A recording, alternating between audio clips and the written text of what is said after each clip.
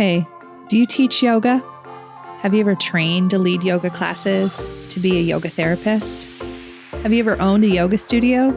Maybe even just wondered what it was like for the women and men up there in front of the room on their mats, leading you through endless Surya Namaskars, down dogs, and pranayamas galore?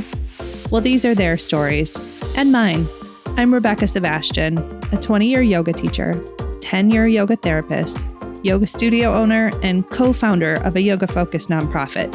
I've done a lot in the yoga world over the last 20 years, pretty much everything except had a water cooler. You know, a place to share stories, talk about struggles, successes, and find other people who do the same thing that I do. Welcome to Working in Yoga, a podcast and substitute water cooler for yoga folks to connect and build community, to share our unique profession, our challenges, and our journeys with the world. Hey friends, welcome to Working in Yoga. This week on the podcast, I want to take a moment to officially welcome a new sponsor, Offering Tree, to our water cooler talk. Offering Tree has long been a sponsor of podcasts in the yoga space, and I just love how they support the creative and advocacy work that we all do together. You'll hear more from them during the podcast, but know there's a link to a discount code for Working in Yoga listeners in the show notes. And guess what else? Oh my God, I have so much to tell you guys. I am hosting a free webinar on how to host lunch and learns for medical facilities and corporations. I've done both of those things several times actually, and had a lot of success professionally because of it. The message I want to tell you with this webinar is that we don't always have to post on social media and hope for the best. In fact, I would say that social media is like the fifth or maybe sixth best way to get clients and work. And for me, wasn't even close to how I built my yoga therapy and private yoga consulting list. So register for the free webinar happening on September 24th, 2025. If you're listening to this after that date, there is a replay and all the downloads will be available for you in the podcast shop. So the link for that is in the show notes too. And of course, if you would do me a favor and follow, and share the podcast from wherever you're listening, I would be so grateful. I'm starting a new project in conjunction with the podcast and another really rad, kind of big and daunting project for 2027 under my new media company, Sunlight Media. I want to talk shop with y'all and highlight the amazing work that we all do in the yoga and wellness world. So if you love our conversations too, I would be so grateful if you would share that with your friends and let the data collecting overlords of the algorithm know that you like me and we're better together. Now, speaking of data, did y'all know this is my new industry obsession? It totally is. And I am talking today with a fellow data nerd, and she has legit credentials to back it up. The yoga teacher trainer and yoga studio owner, Gina Ward. When Gina and I connected for this podcast, I knew immediately I liked her. She's like so many of us. She's intelligent, she's a doer, and she's ready to help us all up-level the industry. So Gina ran data on yoga studio owners based on volunteers from a Facebook group just for studio owners that we're both in. And she shares her results and, importantly, her insights with us. And I just love it. This is the kind of work I want to be highlighting in the industry. Folks who are running their businesses on metrics and data so that we can all get better as a collective. So let's get into it, my friends. Here is my chat with Gina Ward. Welcome to Working in Yoga. Okay, so I just have to tell you all that we just had like a 5-minute little chat before I hit record here, and I am now obsessed with my new friend, Gina Ward. Gina, will you tell everybody who you are and what you do? Hi, everyone. So yes, my name is Gina Ward. I am currently here in South Jersey. We consider ourselves a suburb of Philly, just to kind of give you an idea of where we're coming from. I own a yoga studio called Heart and Grit Yoga. We also have a school of yoga. So I do a lot of training of yoga teachers, both initially and what I would call cleanup training as well for people who are already teaching. It just kind of came to my head. Continuing education, but I'm really obsessed with, in every realm of my business, upgrading dentistry, like upgrading how we teach, upgrading how we deliver yoga, upgrading how we treat people who come into the studio, how we run our studios, just the natural evolution and transformation that happens in the world everywhere that I feel like is often resisted in the yoga world. And it's not to get rid of anything, not to get rid of tradition, but to upgrade it, leave what we don't need, take what we do. So we're going to start out by talking about stats, but I just have to say I want to like agree with you 1,000% on that, because like it's like I'm all for tradition. I would even consider myself a bit of a traditionalist within the yoga space, but like, yo, we're 2025 here when we're recording this, and it is just naive for us to not be playing like we're in 2025. Like, come on. Well, it's like there's everything. Like, yes, I'm so glad someone decided, hey, let's crack open a skull and see what a brain is made of and do some brain surgery. But I am so fucking glad we're not doing it that way anymore. It's like, For real. it's like, let's, you know, everything. Like when we first started, like eating different types of food and then and medicine. And it's just, as a whole, we become more educated as a society for the most part. And like, let's take that and move things along, not to like poo-poo where it came from or where it started, but like there's a reason why we live to 80 years old and not 40, right? Yeah. So like, Yeah. let's just bring everything along with us. I agree. And let's talk about data, because we have none in our industry. Nobody seems to want to track us or talk about us. I mean, we launched athleisure wear, which is now like a $107 billion industry. That's us that did that. There's so much tech that has like such a high value because of the stuff that we did, but we don't track ourselves in our data. But you, Gina, you did some data tracking. So tell us about how we got started on this conversation, and then we're going to get into some numbers. Okay, so we got started because I am in the middle of leading a yoga training yoga training program that I call Yoga College, and we can talk more about why I call it that later. But part of the session is I wanted to spend, I thought, an hour going through like what it is to teach yoga from a logistical business standpoint, like the friggin' realities. I can remember when I went through, I've gone through several trainings. I have like 1,700 hours of training under my belt, and not 1 hour was ever spent on this is all unicorns and rainbows right now. And then when you go to work, it's going to look and feel completely different. And we're going to treat you completely different because we're not like, you know, coddling you anymore. So I wanted to give the trainees some of that information. And I had my own thoughts, opinions, and data from my studios. But I was like, as we were in this like Facebook group with yoga studio owners, and I see all the conversations and some of the consistent problems coming up in the industry, I'm like, well, what if I just could somehow get all of that information? So I just created a really simple survey, hoping to get 20 or 25 people to respond. And we had 88 yoga studio owners respond to some closed-ended questions and then also some open-ended questions. And I got a nice little data set about like what it looks like in the world of yoga studio ownerships in terms of time, money, that kind of thing, and some really great input from studio owners on like what they wish yoga teachers knew before they got hired or just did differently or better to make them more employable. Because I think as a trainer, it's our responsibility to not just teach people how to teach yoga, but teach people how to get jobs in yoga. Yes, yes, yes. So I was like, I mean, I titled this when I handed out to my group, Bridging the Gap. Because so often I've heard, and it's not to, I definitely don't discredit yoga studio owners in the fact that we do come together and talk, and part of that is just needing to let off steam and all of that kind of thing. And in every industry, there's always some type of gap between the managers, directors, owners, CEOs, and the people working the day-to-day pieces. And that is just life. I've complained about my bosses all the time, and bosses complain about employees all the time.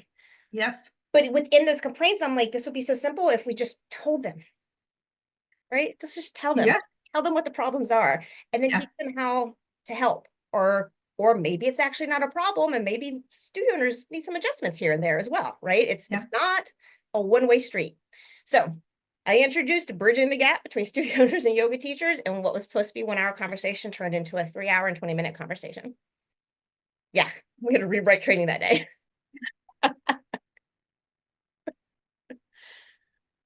You asked like initially in your simple Google form, and then I'm curious about the things that you found that were really standout stuff that you were like, yep, I knew that, and stuff that you were like, holy shit, I had no idea we were going to respond in this way. Yeah.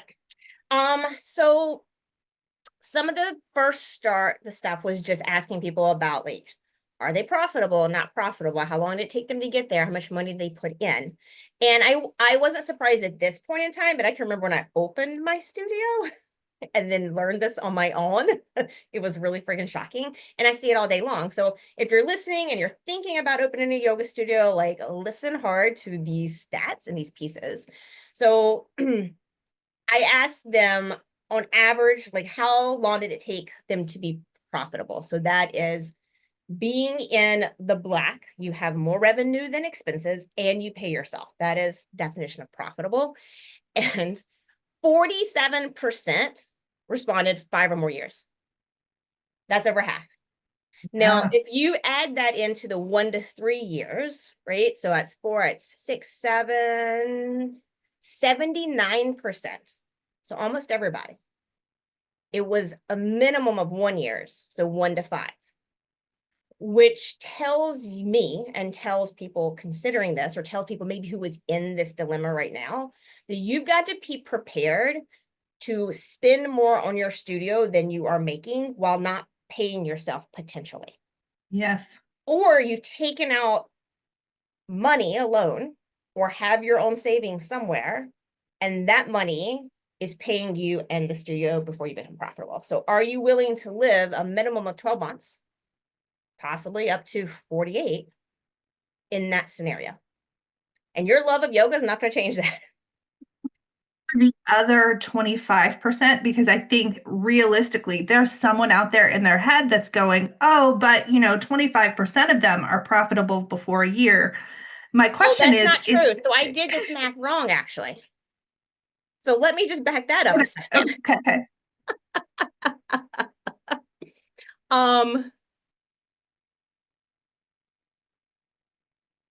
Look, and so this is also friggin' life when you just kind of fuck it up the whole time that you're doing it. This was how long people would be open. How much money did you invest to build in your startup? My studio spend. Look, now I'm trying to read my own notes. State is that Here it's we go. very, very realistic to think that at least 25% of yoga studios, if not more, are not profitable at all. Okay, yes, here we go. I'm going to grab the calculator. So 26%, yes, were profitable in less than a year. 26, that is true. That's better than I thought, honestly. That's better, yes, better than I thought, right? But that other number holds, right? That it takes somewhere between 1 to 5 years to become profitable, but that number is actually only 55% because 20% are still not profitable.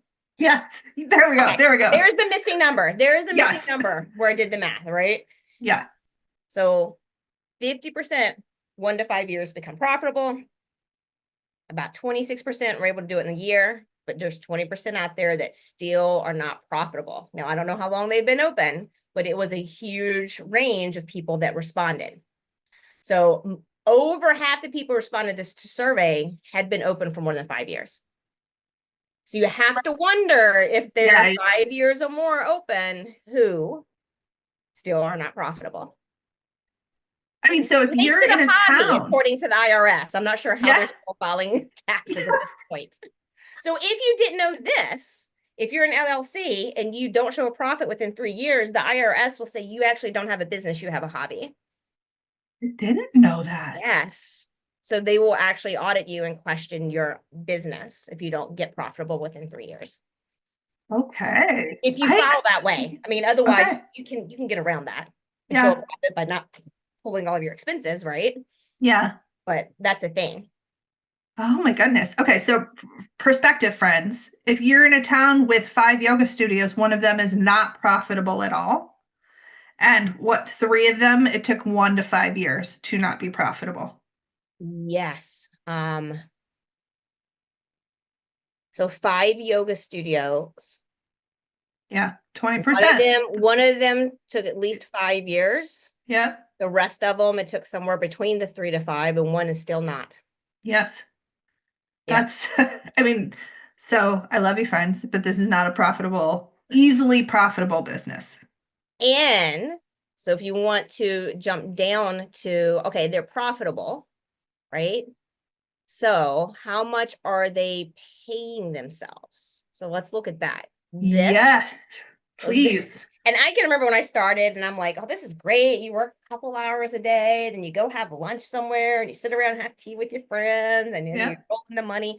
So what I have learned, this was not on the questions, but through lots of chit chat with people, is that there's a large percentage that has a significant other supporting what's happening, right? Yes. Yes. And that's great. I mean, I've been in that boat for a small Sure. time in this process, right? Sure. Or there's just a certain amount of independent wealth that just allows this to happen for them. Yep. And then there's this definitely the struggle bus that many of us are on through loans. Like I was lucky, I came out of a 6-figure job. So I left a 6-figure job for this, where I was in some sales and I had bonuses and commissions banked up to help. And Sure. so Yeah. 4 years down the road, the studio had $75,000 in debt. So that doesn't mean anything. Right. Right. Yeah. So how much are studio owners paying themselves? All right, so I'm going to give you the kind of big wide picture first. 52%, right, are making somewhere between $12,000 and $60,000 a year. That's a large range, but what I want you to hear is that 60,000, especially in 2025 in the current conditions, isn't getting you very far in this life. Mm-hmm. No. And a large majority of studio owners are working more than 40 hours a week, or that 60,000. Oh gosh. Yes. Right? Okay. Yes. Only 12% are making more than 60,000 a year. That's it, only 12. That is not a lot. Only 4.7 are making more than 90,000. Okay. And let's just put this on a range of happiness, right? So we can monetize how much people make to be generally happy. The number about 10 years ago or so was 70K a year. Like your happiness goes up incrementally until you hit about 70K and then you sort of plateau as far as money is. We're saying new data is coming out saying that it's about 100K now before you really feel comfortable, like you're thriving. You can take vacations, you can, pay for your health care. God forbid we get sick, those kinds of things. So almost everybody is not in that happy, thriving monetary level that people have studied. Yep. Almost everybody. And then 18% are making less than 12,000 a year. My God. Okay, yes. 1 in 5 of us, essentially. And that less than could be zero. Like that was, Yes. I gave ranges of how much you're paying yourself per month. Yeah. The largest number, right, was actually the 12 to 30K range. So 31% are making 12 to 36K. And then another 20% are making 36 to 60. So a majority is in that 12 to 60 range. Yeah. I remember I was hosting a panel in 2022 and we had somebody on that panel who had been in industry for 40 years-ish or so. And she was sort of like a legend in the yoga therapy space. And she said flat out that her retirement plan was the fact she'd scraped up enough to buy the building that her business was in. And she was paying herself about 25K per year. And you watched that whole room deflate. The entire room of people just went, oh. Yeah. We kept going, like, we can't say that's okay. Like, we can't just sit here and be like, I'm super cool with an industry that's 85% women just being in poverty. Like, that's fine. Like, it's not fine. We have to figure this out. Yes, it's definitely tough. And then when you put these numbers against the amount of hours being worked, it's crazy. So that was another, like, again, not surprising because I've been there, done that. Yeah. But astonishing to see that 26% are working more than 50 hours a week. Okay. Not counting teaching. I want to be very clear. 50 hours, not counting teaching load. So if you want to think about, if you teach a class, we all know that's about 2 hours of our life, right? Yeah. 30 minutes before, hour of teaching, 30 minutes after. So put that aside. And then on top of that, 50 hours of running the business and doing all of the things. Yeah. Right? And then the next lowest was 15% are doing 40 to 50. Right? So you put those two together, 42% are working more than 40 hours a week. And 30% are teaching 4 to 6 classes. Combine that with the next tier. 54% are teaching 4 to 10 classes. So a quarter of studio owners are teaching 7 to 10 classes. Holy smokes. Gina, how And many working classes 50 do you hours a week, teach? potentially, right? But How many classes do you teach? I teach one. I teach a lot because like that is kind of my What's your thing. favorite? Yeah. Yeah. So I on average teach between 5 to 7 classes a week. Okay. But I also have a really good handle on my business and probably put in about not counting teacher training hours, put in about 25 to 30 hours a week on Okay. side. That's about the same as me. Yeah. Yeah. And I want to preface so like my personal I had a studio pre-pandemic. I opened my first studio in 2014, 2015, early 2015. And I had that in a particular location for 4 years. I didn't make a dime that 4 years because of the mistakes that I made. Yeah. So I was never profitable. I relocated, started to get profitable. I relocated in January of 2019. I opened August 2019. As soon as the sun started to come up, pandemic hit. So that was definitely turning around. I was making money on my teacher training gig outside of my studio at other places, traveling to other places. But when I opened this current studio, I got profitable in 8 months because during that process, plus I had a coaching business and my training business, I just learned the business. So this is like the big lesson is it is a fucking business, everyone. Yes. Hey friends, I wanted to let you know that Working in Yoga is now sponsored by Offering Tree, the software platform that I use for my own nonprofit yoga organization. So if you're a yoga professional, a small studio owner, or solo therapist, Offering Tree is the perfect business software solution to help you run your business. They are one of the first companies to consistently support us podcast creators as we make our content for you, the super rad professionals of yoga.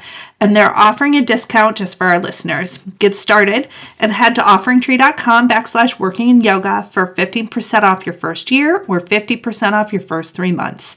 Thanks again for supporting the folks who work in yoga, Offering Tree. Hopefully, there's no stretch required. Period. But it is a business. And if you cannot market and brand and have a voice and all of those things, it is not going to work. And you got to be able to do that and know that information. Even if you hire someone to help you, no one can speak your brand the way you can. Yes. Yeah. So I have that honed in. I also opened my first studio with 30 classes on the schedule. Well, that was a mistake. Payroll was killing me. Yeah. I have 15 classes right now. Yeah. So it's a small ship compared to the yacht that I purchased and sank. Yeah. So relatable. Oh my God. So start small. Yes. Yeah. I know in my studio, like I can watch my studio. It's a half mile down the street. There's so many time shortening things that have happening. But So what we've learned so far is that most studios take a long time to get profitable. Most studio owners are working way more than you think, over half more than 40 hours a week, which, oh my God, I love you. And I just want to hug you. Let's all take a nap together because that's so much work. and if they're teaching 6 classes, that's another 12 hours. Another 12 hours. Plus they are getting paid very little. Yes. Okay. We are not selling studio ownership very well. And then there's one other interesting number, very interesting numbers. How much money did you invest in your build out? So how much did you invest into opening the business? So this would be structures and facilities, like any facility construction stuff, build out thing, as well as your legal, working with lawyers, deposits. Like, guys, you have to there are so many inside things I could tell you, but you have your first month's rent, but the deposit was probably 3 months of that, right? You've got to spend $1,000 to get someone to look over your lease. Yeah. The signage and I have a 1,200 square foot space that was empty. There was a dance studio there. So I was blessed. It was concrete padding, completely empty. I built a non-weight bearing 2 walls to make a closet. So 2 walls were there. I just closed in 2 Yeah. walls, some bookshelves. I painted. I bought the paint, but I painted. I put floors down, signage, and then all the rest of the stuff. $30,000 Yeah. for that tiny little Sweet. space. And so I know Yeah. you guys walk into studios or have studios and it's just like showers and heating panels and reception area and That's all of that stuff. $100K. Yeah. And that number, people have to understand that. Plus, then you probably need an extra 50,000 to pay yourself the first year. Yep. So, these numbers were wide range, but when you combine some of the data, 40% of studio owners spent more than 50,000 on their startup. Yeah, so I didn't ask for anything over 100. I did ask more than 100K, right? Okay. So 15% did between 50 and 100K. 25% spent more than 100. So 1 in 4 yoga studios cost more than $100,000 to build out and start up. Yeah. Right. And then Wow. the next other number was 22% spent between 25 and 50. So that's still just to build out a minimum of $20,000 plus what you need to cover expenses, plus what you need to cover your own lifestyle. You really can't open and start a yoga studio with, I would say, less than 75,000 in the bank to start with. Or you're really bootstrapping. Yes, Yeah. to really not feel the middle of the night wake up sweats of how am I going to make a buck tomorrow and live the day-to-day nickel and diming. Like someone bought a $29 drop-in and now they want a refund and I don't know what to do. And I'm just like, if you're sweating over $29, you've got bigger problems than $29. Yeah. Refund them so you don't have to think about it anymore. Somebody would have sat me down when I first opened and just put numbers in front of me that were realistic. Like I had a business coach at the beginning, but like most of us, like general business coaches that weren't industry specific. And I do find that some generalized business coaching is actually incredibly helpful because we say the phrase not only in yoga a lot. And then the reality is it's not only in yoga. A lot of people struggle. But in the beginning, you have to talk to yoga people because it's a different conversation. Different conversation. Yeah. Okay. And then when you look across, I kind of charted it out, there's no correlation with working more hours and making more money. It's not. So more work doesn't equal more money in your pocket. Oh. And chances are, if you're doing everything yourself, unless you're really well-versed, and I say everything, you are well-versed in branding, you're well-versed in marketing, you're well-versed in managing people, you're well-versed in accounting, you're well-versed in website design, you're losing money. You think this was a big lesson. So if you want to talk about lessons learned, is the thought pattern that if I do it myself, I'll save money is losing you money. It's losing you money. So true. So your true. website is not if someone can't buy something from your website in about 20 seconds, you lost that customer. Correct. Yeah. And if you're not tech savvy enough to set it up, that somebody can buy in 20 seconds, or you're willing to learn. That's one of the things I often see in the studio owner space is that folks understand they understand they don't have the skills. They don't want to pay for the skills, but they're also not willing to sit down and learn the skill. They're sitting there going, well, I've always done it this way. So we'll just see what happens. Or I used to work for a studio in 2012 and they had a tissue box and it was just cash on there. So if it worked for them in 2012, when the industry exploded, surely it must work for us in 2025 post-COVID, right? I mean, that translates? No. Not at all. Post-COVID, no one wants to do anything when they walk in. I don't even accept cash. I have no cash. I may have $2 in the studio randomly for the water bottle that I need to get next door. Oh, yeah. Everyone's we've conditioned people now sign up in advance because that's what you had to do for everything in COVID. Everything went online, sign up in advance. So I do not even take cash if people wanted to pay me. I couldn't, Right. So I'm here's the QR code, scan and pay for it with the Apple Pay. Yeah. Yes. Right. And then it adds a layer of safety. for me and my Yes. teachers. And also I don't lose money from the random, like whatever might happen, because that stuff does happen in yoga studios. It does. It does. Yeah. Out the door. Yeah. And then, so if you don't have a software system, so this is another place where I think people miss out is, I'm a small studio. I want a basic software system. It's like saying, it's like trying to get someone to pay $100 for the 12 network channels. If you can remember, I can remember back to the TV where you had 12 network channels. Yeah. Yeah. Can you imagine if you got charged $100 for that? Yeah. That's what I just need people to sign up, period. Is like, I don't want to pay more than $75 a month for a sign up system. And I'm like, that it's more, it has to be more than that. It has to be the To me. streaming, and it has to be the recording, and it has to remember you. It has to remember what you like. It has to like send automated messages and text and track everything. Like, if you are not paying for that, you are losing money. Yes. You're Oh losing my money. gosh. I think a lot of people don't understand, because most of us are one human shows. Typically Yes, speaking, if you're running a small studio, you're a one human show. I'm pretty much a one human show, but the other half a human is my software. Like, absolutely. there's like, I can run an ad and somebody can click an ad to get a note, and then they go into my system and they're automatically in my system. And then my system is texting them about deals like immediately, and I'm still asleep. Hey, Yes.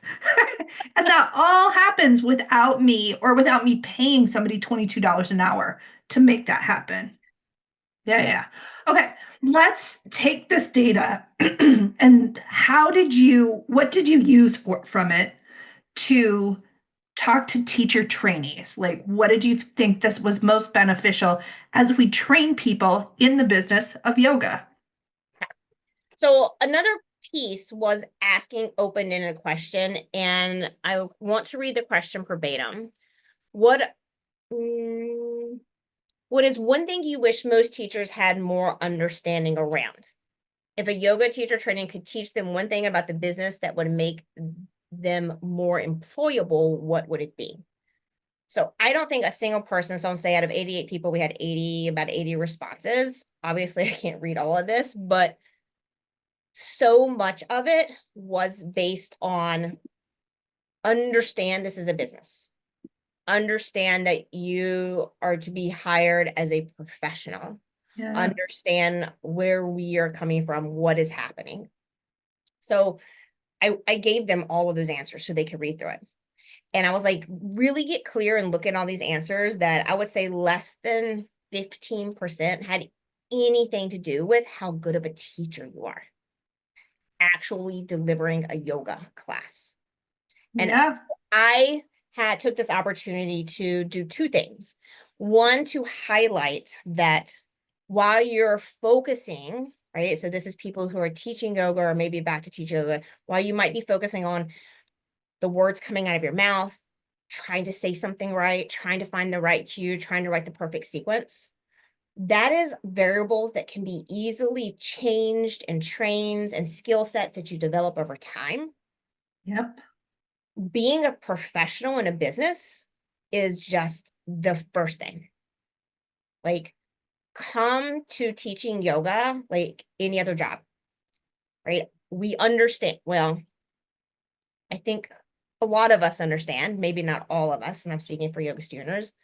And if you don't understand as a yoga student, this is the piece to understand, is that you're running a business where you work 50 hours a week, and almost 100% of your employees spend 2 to 6 hours there a week. Like, Yes. think about it that way. So where you make as a priority is at the bottom of their list, rightfully so. I'm not saying to be unprofessional or not to take your job seriously while you're there, but they're not sitting around the rest of the week when they're not there thinking, what can I do to help the yoga studio, right? Oh, of They course have their not. own lives, they have the Yeah. other jobs, they have things going on. So showing, but giving them a glimpse of like, this is why sometimes we act a little crazy because we're Yeah. working 50 hours a week and making no money. Yeah. And this is really the reality. Like, I think teachers walk in sometimes and see like this blank slate. It's just a room. It's just yoga. I come in and I bring 20 people in. And so we're making all of this money because there's 20, 30 people in my class, and you just have the lights on. When in reality, my fixed costs are like, it cost me like $20,000 a month to run a studio. Yeah. How many people are in the class? Well, it's 1 people or 30 people. So it could be the same amount of money. So just cracking the door open for the people who are in my training of, this is really what it looks like behind the scene. So like so many people are concerned about head count. And I'll speak to teachers and studio owners. Stop counting heads. Now, Oh my yes, God, please. legitimately, if you have a standard for your whole studio and you're established, and it's like on average, we have 30 spots and we have about 16 people on average, and you have a class getting 3, there's something to be done about that class. Right. Maybe stop blaming the yoga teacher for it, but there's something to be done about that class. Yes. However, if it's variable and like some have 10 and some have 20, like I look at memberships. If I have 100 members and 1 month, the average attendance on classes is 10. The next month I have 100 members, the average attendance on yoga class is 20. My money has not changed. Great, you feel better, you have more people in a class. It has not affected my bottom dollar at all. Yes. You go through months and cycles. Like if someone wants to pay for a yoga membership and attend every other day, great. If someone wants to pay for a yoga membership and come 3 times a month, great. That's up to them. That doesn't, how many people in a class doesn't change that. Unless it's something very consistent and very outliery, right? Yes. That time slot just doesn't work. We're taking it off the schedule. That's not the thing to be counting and looking at. Right? Head count is it's a vanity metric.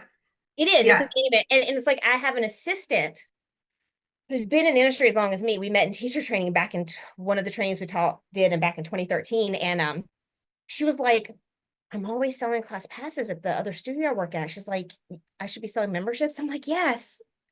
And then I'm like, why hasn't the owner told you this? Like, you've been doing this for a decade. Yeah. And she legitimately didn't know. Yeah. I'm like, class passes aren't great. I mean, because in 2012, class passes were what we sold. So like having them see that and then have them see the amount of time we put into it, what goes on, that kind of thing, how much money it might take to get someone in, so that if we ask you to participate in a sales process, this is why, this is what happens if you drop one of the many marbles rolling down that ball. So that's one piece. The second piece was to also educate yoga teachers on what it is and that it is a business, and do not let studio owners treat you as if it's not. Yes. Say so much more. Right. And it's a business. As a studio owner, it is a business that you have taken responsibility for. So if you're working 50 hours a week and you're paying yourself $12,000 a month, that is on you. And I've been there. It was on me. Yep. It was on me. That was decisions I made and the reality of what it is. I am not going to get upset with my yoga teachers that I have to work so much or I'm not making enough money. If I want that to change, I have to make changes. Right? Yep. So the first thing, which is a very hot topic, and I did it for a long time, I paid teachers as independent contractors. They are not independent contractors. They're fucking employees. Period. End of sentence. Done. Yes. They are employees. Yes. So I had a whole educational piece on that. And hopefully when they go to try to get hired somewhere, they won't take a job where they want to pay them as independent contractors, where it's like it's $20 a class and then $1 every head up to 10 and then $2. And I'm like, first of all, studio owners, like, you want to work less hours, stop calculating that. And make sure you go work somewhere that aligns with you and treats you like an employee, right? So you have a hiring process, you get trained. So I want to say from personal experience, I worked in a very high level, very popular yoga style where I did a lot of training and did not get paid to work. And at some point, in some places, in some instances, paid them for me to be there to work for them. So I've been there, done that. Yes, that's happened. If they hire you and you don't have the skill, you don't have the skill set they want you to have, then they have to train you and you should be paid for that. They want you to come to staff meetings, you should be paid for that. Yes. I pay them a bonus hour every month just because I'm like, when you're at home reading Telegram messages and emails over the course of the month, it's probably about an hour. I'm just going to pay you an hour. I'm not going to ask you to track it. I'm just going to give you an extra Yep. $20 Yes. because you're on my time. Yeah. Pay teachers for their time. So I wanted them to understand when you get hired to teach at a studio, don't fuck around. It's a job. Good job. You cannot call out every month. You cannot randomly sub whenever you feel like it just because somebody's birthday party popped up. Like Yes. you got to request time off. That time off has to be approved, and you probably have some like limits on your time off. You have to show up on time. You have to do X, Y, and Z.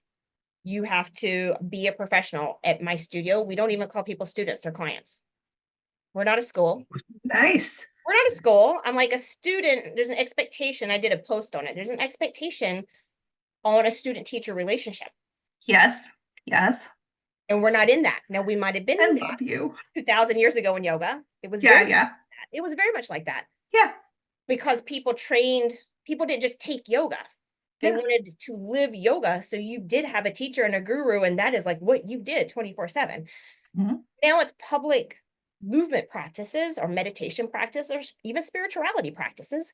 Yeah. But people don't come in and it's like, if I don't listen to you, I'm going to get in trouble. They come in, they like, I've paid you for a service. Where's my service, bitch? You know, it's like, Yes. Yes. and if I don't like it, I'm going to tell somebody about it. They are clients, they are members, they are participants, they're not students. So that's part of my upgrading the industry is treat them as such. And then Nice. I also then have the power to be like, treat my employees with respect.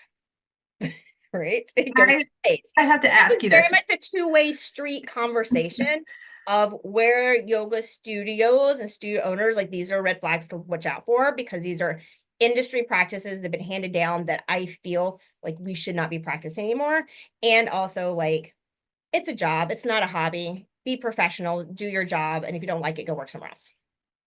There's this thing that I get so twitchy about. And so, like, backstory, there's this amazing Facebook group, Yoga Studio Owners, which I have had many people come on. That's how Gina and I know each other. Many people have come on that I got to know in this group. And I get so twitchy in one conversation because people are employees.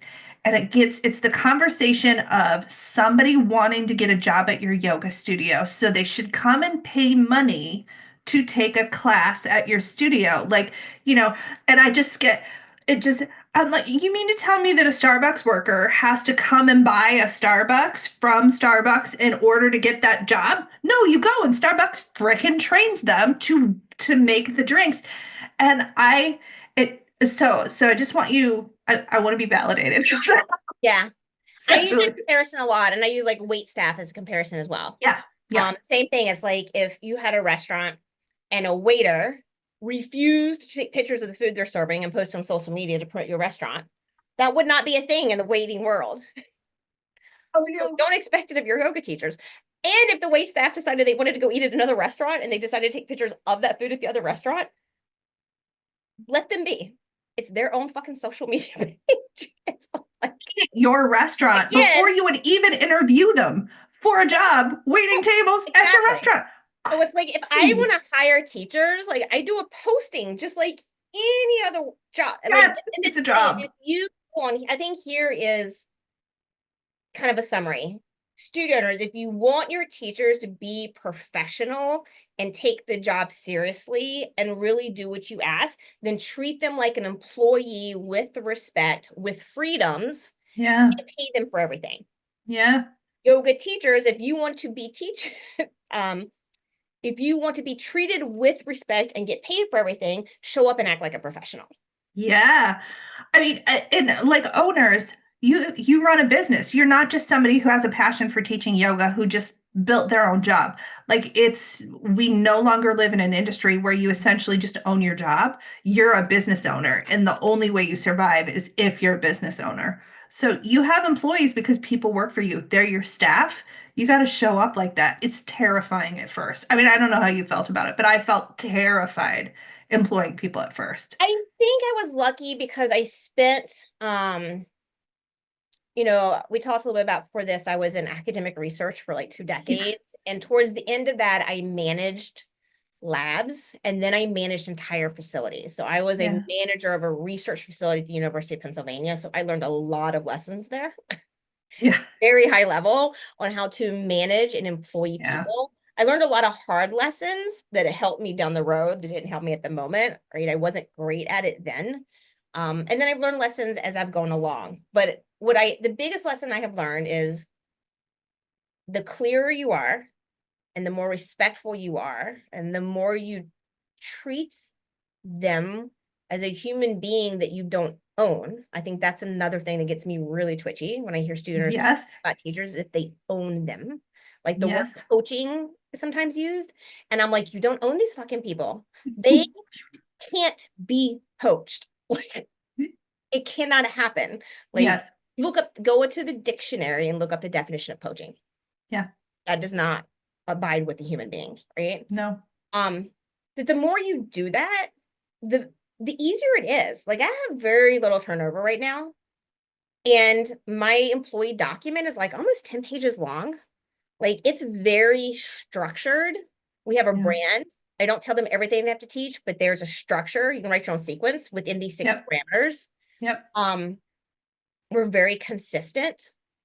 There's no question. They or will never be surprised by me. Even with feedback. I'm like, here's the things I'm going to look at when I take your class.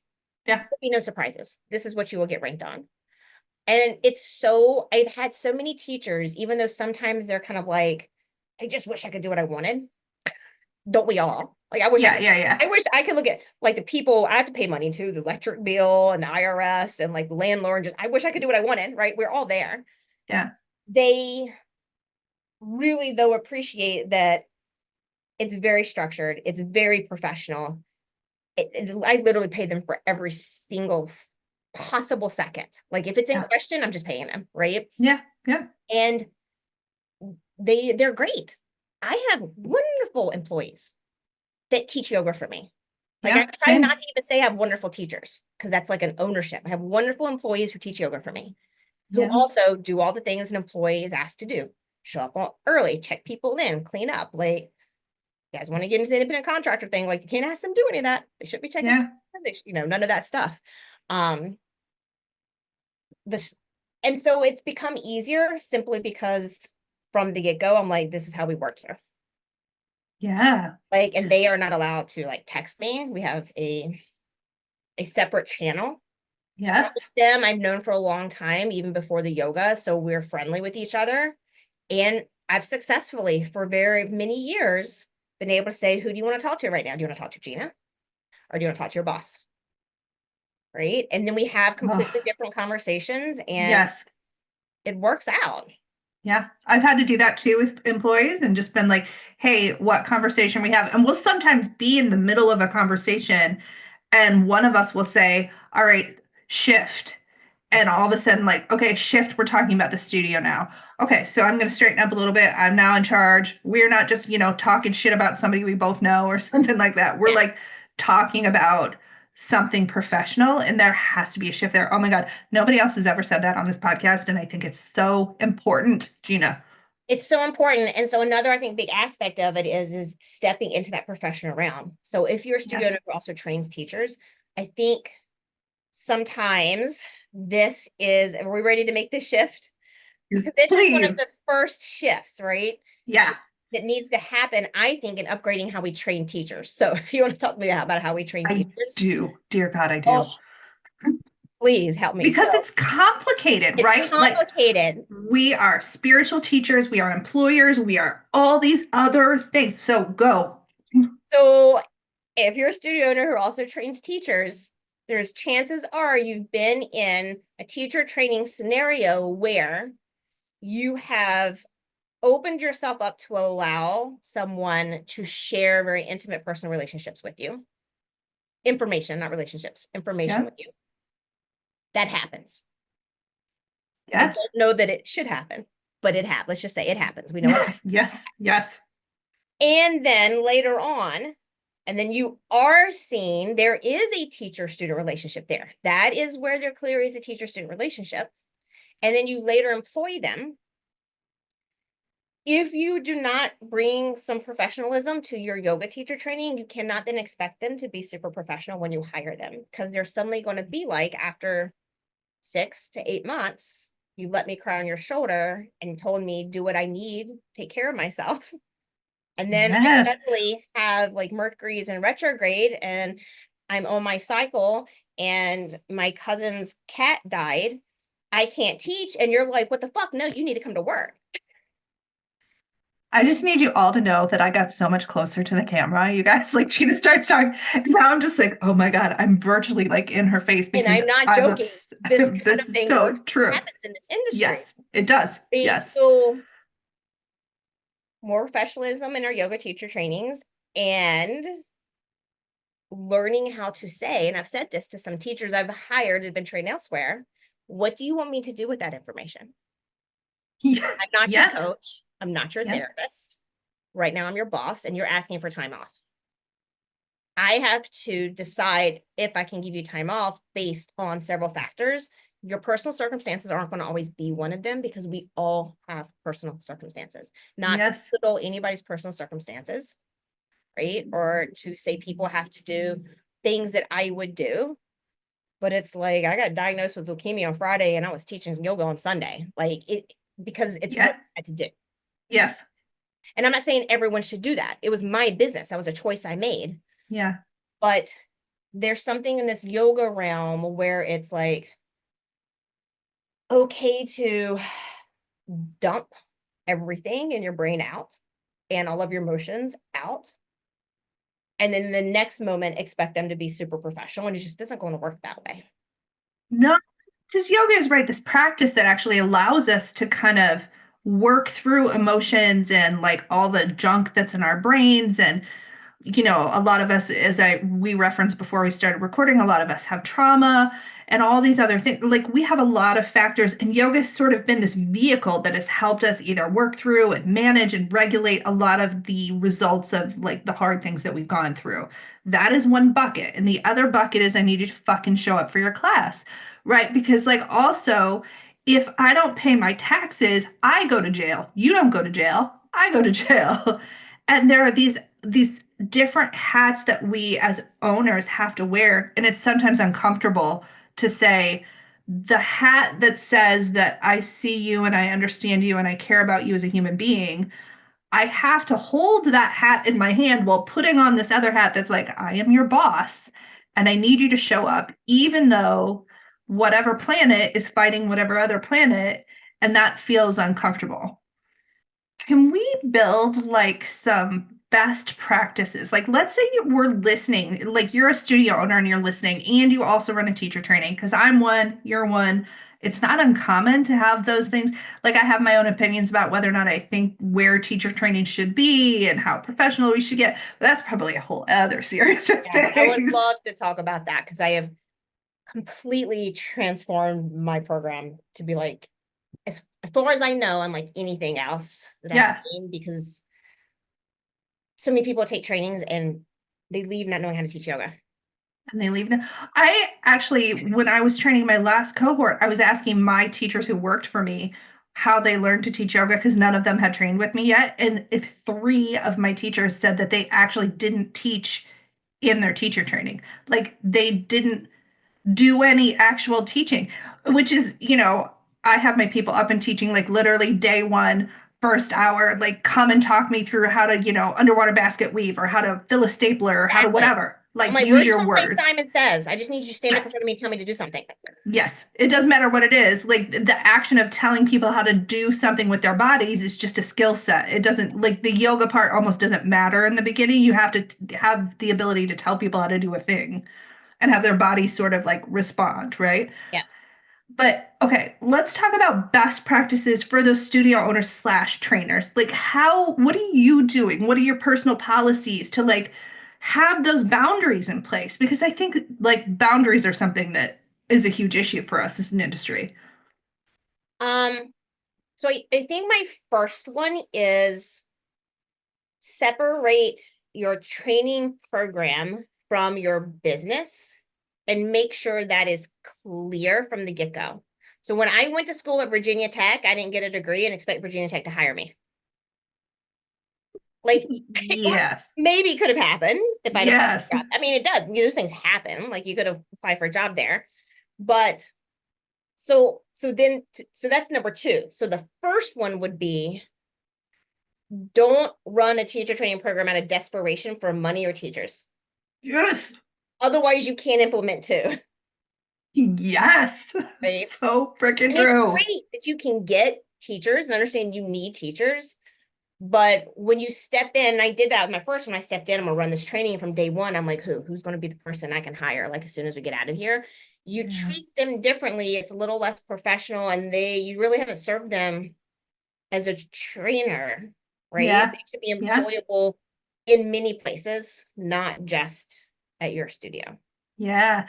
My last training that I did, actually, I told them all that I had a freeze on hiring them specifically because I trained them, that I wanted to make sure that our teacher-student relationship had ended. We'd all settled that before I was going to hire them at the studio. So I was like, it's 6 months. And they made liars out of me because they were amazing. And so I was like, fine, I'll hire you. But hey, we have to sit down and really discuss how our relationship is about to shift. Because I'm not your teacher now. Now I'm your employer, and that's a different relationship. So those are the first two. Best practices for like how you run your teacher training, or best practices for Say both, but also just how do you get this in your head? I think it's a thing that people get like tripped up in their brains, like how you're, because look, let's be honest, we want to be liked.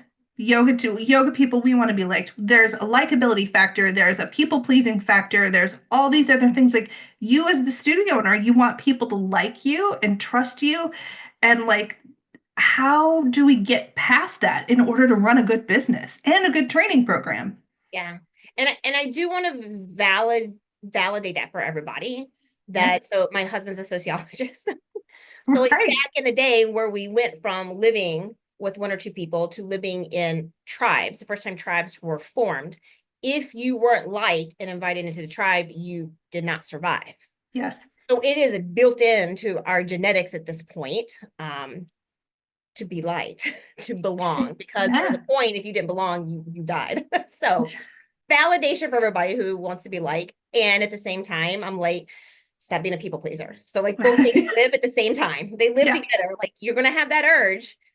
Just, I always say, to treat those urges like a 2-year-old. Don't listen to them. Yeah. They're over there throwing a tantrum. Don't listen to them. So best practices. Oh, know what you want your business to represent and have that clearly laid out in some type of branding document with core values, with implementation of the core values, so that you can remind yourself, Yeah. right? And so that you literally have the power. So like, we have 5 key core values that are branded for us at the studio. And when I need to make a decision about something, I go back and I'm like, does this promote one or more of these? Or is it promoting something else? And if it's something else, it's like, it's promoting my need to feel important, or it's promoting my people pleasing, or it's promoting my, I feel sorry for them, right? Like, I Yeah. just want to say yes, because I like them a whole lot, Yeah. whatever that thing is. So, and I didn't do this. Like, my first studio, I just opened it and I'm like, I'm just here to teach yoga. Right. Totally. Totally. And then like, I had no foundation to stand on. So like, do that work. And if you need to get a coach to help you do that work, like, that's a very goal oriented end result coaching package, like not forever Yep. days. Like, if your coach is trying to teach you forever a day, like, that's another podcast. But that can help Series. you break down the purpose and vision of your studio, so that that's the foundation you stand on. And then you just got to go back sometimes and trust yourselves in the non-emotional state. I do that all the time. I'm like, Let me go back and read the thing I wrote when I wasn't emotional, when shit wasn't hitting the fan, when I wasn't feeling, I was feeling my best, and be objective about it. Nice. Right. So like that is definitely a best practices. And if you haven't done it yet, doesn't mean it might not change over time. Yeah. But if you haven't done it yet as a studio owner, like go do that tomorrow. That's an ASAP. Tomorrow or later Go do today. that tomorrow. Because Yeah. it will also allow you to create every social media post you need to create, every ad you need to run, all of your website, everything you need for hiring. Like, so I take those 5 things and translate them into this is what you have to do to teach. Yep. This is how we implement that in our teaching and customer service. Are you agreeing to do all of these bullet points? Sign at the bottom, you're hired. Yeah. Yeah. It has to happen. Especially as a business owner, it's so easy to get overwhelmed with decisions, right? Like we're making 1,000 decisions a day. And if you have like a North Star, this is the thing that guides my decision making, it makes other stuff can fall away. It's so much easier to make decisions when they're aligned with your core values. Yeah. That's And I such think good what advice. follows behind that is find your niche. Yeah. I tell people, Say more. everybody wants to be for everybody. But if you're for everybody, you're for no one. Yeah. Don't be Walmart. Walmart's for everybody. Yes. And we hate Walmart. We still go, we still shop, but we better get our discount. I don't want anybody to bother me. I want to get in and out. I'm not going to treat it with respect. Yeah. Right? Don't be Walmart. And Love them or hate also, them, be Lululemon.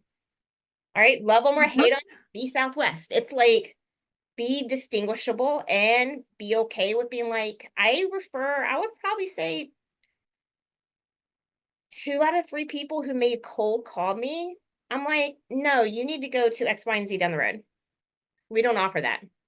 I think you've made a really good point here with like the don't be Walmart thing, because like I often use grocery stores as an example in the industry. Like you can get your groceries at Dollar General, but unless you're going to be in literally every town in the nation and in every tiny little corner of every tiny little niche, you're also making Dollar General money with one location. So you have to be able to produce a product that is like a Whole Foods product if you're going to have one location. And then you have to figure out how your brand aligns with a Whole Foods. Are you going to be, organic or sweet? Are you going to be accessible? Are you going to be hot? Whatever that is.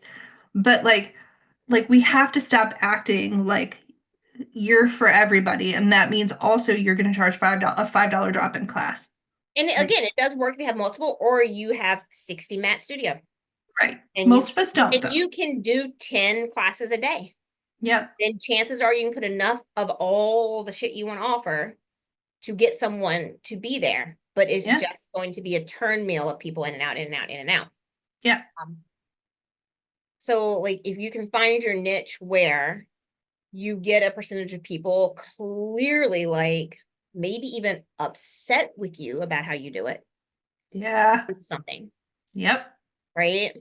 Like my studio may be one of the first studios that someone comes in and it's like, you don't teach yoga. What you're doing is not yoga. They want to argue that. Like functional movement. It is asana based. I understand there's a spiritual aspect of it. I'm not into cramming that down people's throats. If they find that through little drops of philosophy here and there, I might offer, that will be a journey they take. And if they ask me, I can direct them. But I'm here to make sure people don't get hurt. Or quite frankly, 50% of the people who come to my studio have been to other studios and been hurt. So recovery studio. Yeah. Okay, so how do you find your niche if you're running a teacher training? Okay, so this is also a great where you have to wear 2 hats, because my teacher training, they know. So I embed my niche into the teacher training, which is why it's called Yoga College. So 50% of what I teach, and my program is 12 months long. It's about 330 hours. I don't advertise as that because I don't use Yoga Alliance. I don't believe in all that crap.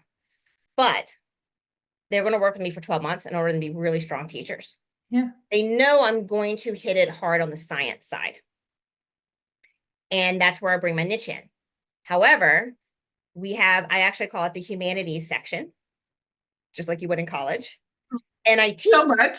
the 8 limbs. I teach the Yeah. yamas. We look at the Yoga Sutras and we have a discussion about them from a place of complete non-attachment. I talk about I educate them, the history of yoga. I start from like the beginning as far as we know, according to multiple sources, because the sources are not good out there, right? No. And I walk people through the history of yoga up to the early 1900s, because that's where we started to see what we see now. So side note, if you didn't know, most yoga poses weren't invented until the past 100, 200 years ago. It's Sorry true. sorry if I just burst your bubble.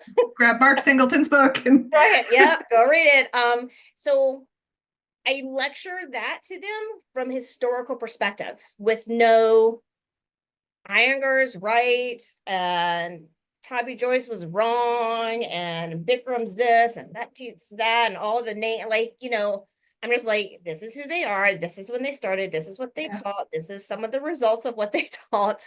Yeah. You decide how you're going to judge or not judge that, and then what you want to do with it. My program also teaches, they can sequence and teach Hatha, Vinyasa, and Yin. Nice. In one program. And then they have to pick their specialty. And then they teach several public classes in that specialty. They still have to learn to teach the other stuff, but they just don't do their public classes in that. So being able to I know no matter what they decide to teach, they will have a strong biomechanical, not anatomy. That's a whole other podcast too. Biomechanical. Yes, it is. Yes, it is. Physiological functional movement. They can look at a body, know what's happening under the skin, and help people not hurt themselves. Yeah. But if they decide they want to theme every class with a yama, great, they can do that. I'm not going to do it in my studio. They can go do that. Yeah. Right? If they decide they just want to teach meditation, they learn to talk meditation, they can do that. If they want to be able to educate someone on the Yoga Sutras, I'm not personally going to do it, but as a yoga teacher trainer, it is my responsibility, just like my husband teaches intro to sociology. He teaches every topic for a week within sociology, even though deviant behavior is his specialty. Yeah. Go to an intro psych class.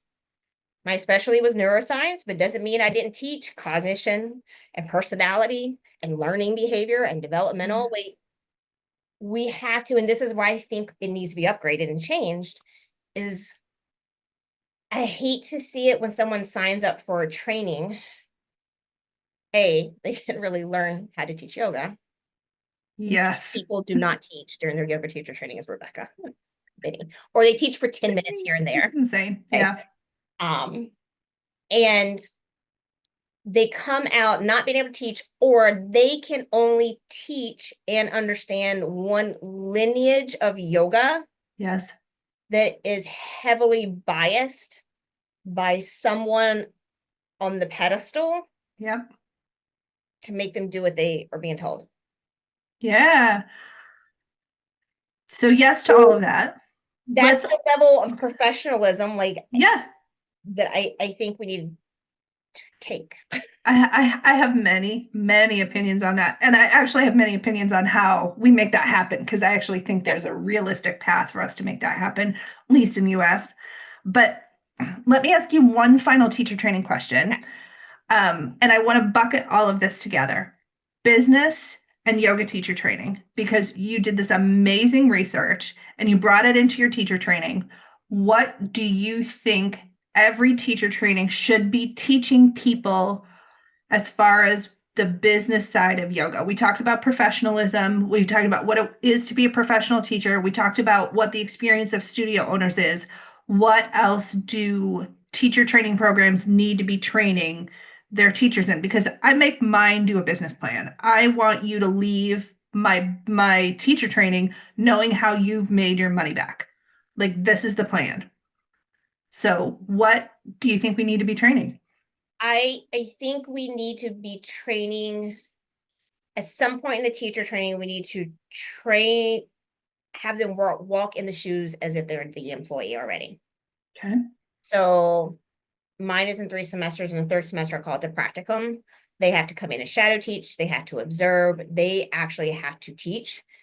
I make them show up 30 minutes before class starts. They have to go through the list of opening the studio. They have to check the people in. I showed them some of the behind the scenes on the systems.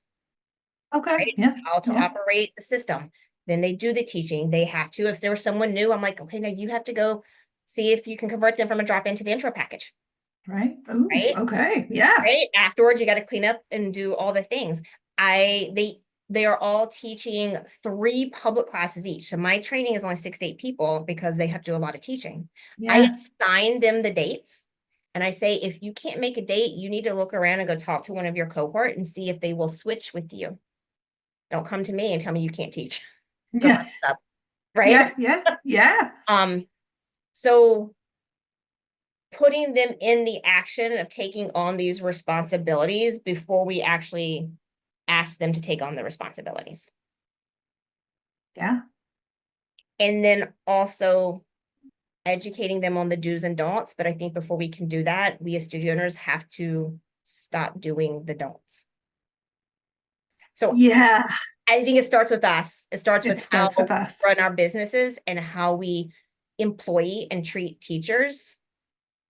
We have to change that and embody that and show that as an example, and then treat the trainees the same way. Don't treat them like little kids. Yeah. Right. I put in my teacher training contract, you've paid for the hours to be here. You've not paid it for a certificate.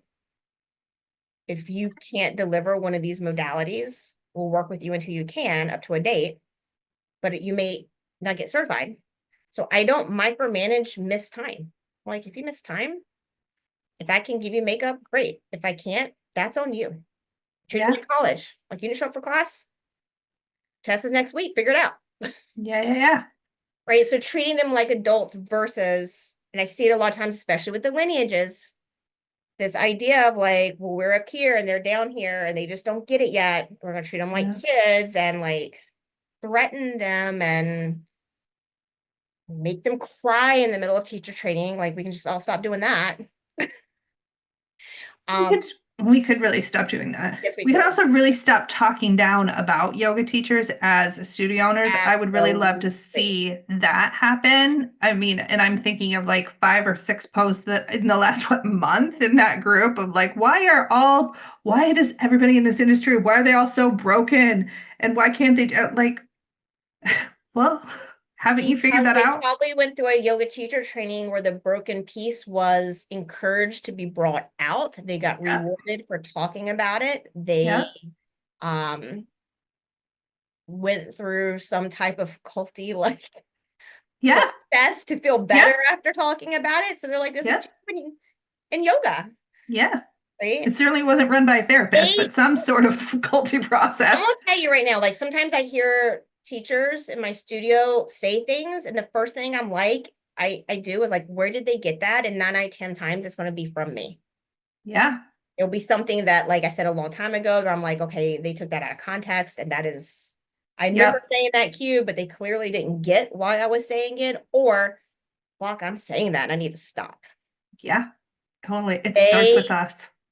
Yoga teachers, stop looking up to your trainers and studio owners as if we are, stop putting us on a pedestal, and yoga studio owners and yoga teacher trainers get off your pedestals.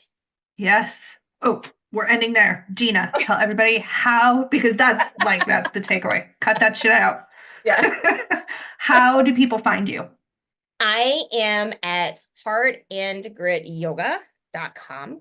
On there, you can find stuff about my studio, but there also is the School of Yoga listed. So if you're listening from afar and interested, if you go to the School of Yoga, I have something called the Training Hub, which is an online learning platform with trainings in asana, transitioning, cueing, anatomy, 60-minute workshops, but a lot of the videos are 5 to 10 minutes long, like, because I understand you guys don't have a lot of time. You also don't have a lot of money. It's very inexpensive. So there's the Training Hub. I run trainings. Heart and Grit Yoga is my studio. Instagram, Gina_Heart and Grit School of Yoga is where you can find me personally. Yeah, that's where you can find me. You should really go find her online because her content is chef's kiss. It is really, really good. Thank you so much for this conversation, Gina. This was awesome. This was so good. Okay, thank you. Thank you so much for your amazing work and for this conversation, sharing your data with us, Gina. Here are our key takeaways. First, let's define some terms. profitability specifically. Profitability means that your business earns more than what it takes to run. And by Gina's data, 20% of studios reported that they're not profitable. So that's 1 in 5 of us. Now, 25% of studios are profitable year 1. That's 1 in 4. And that's a higher number than I thought it would be. And 55% take between 1 and 5 years to be profitable. So that's most of us, myself included, when I owned a studio. This means that your yoga studio owner probably makes less than you might think they do. And speaking of how much your yoga studio owner makes, the next takeaway is some more of that data. 52% of studio owners make between $12,000 and $60,000 a year and work more than 40 hours a week. So that's actually not a lot of return for the amount of hours that most studio owners are working.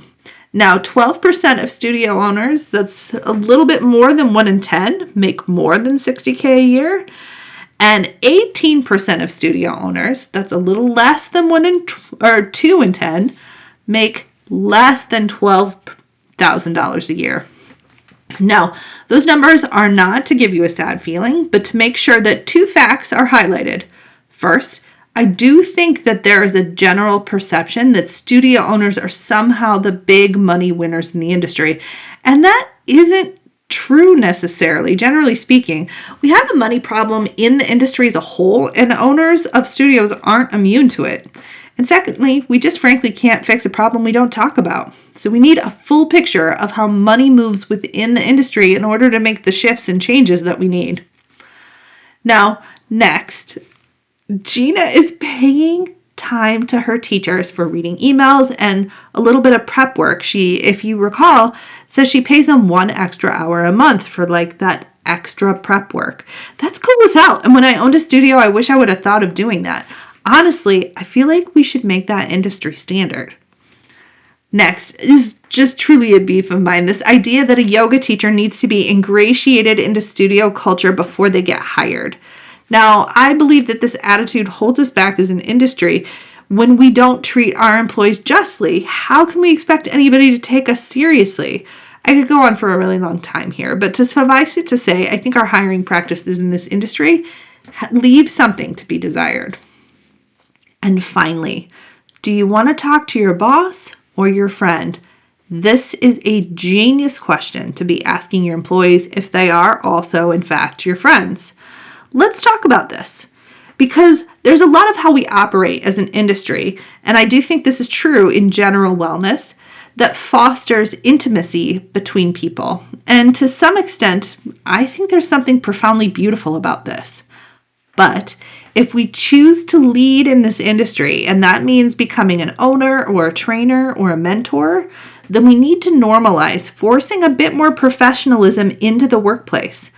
I really can't tell you how many studio owners I've heard say or read posts of theirs where they say, why are yoga teachers so flaky?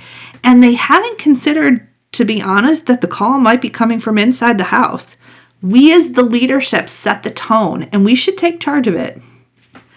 Now, next week on the podcast, I have Caitlin Greiner talking about the differences between fully asynchronous teacher trainings and in-person ones. As a reminder, asynchronous means that they are online and not live. You're watching recorded videos. Caitlin is a college professor who's teaching online classes herself and actually took a couple of these YTTs in the 2020 time period to see what they were like. I think you're going to be fascinated with what she has to say. I was really interested and a bit surprised. So until then, my friends, I am so grateful for you sharing your time and attention with me. Now let's go get to work because our work matters, and I'll catch you around the water cooler next time.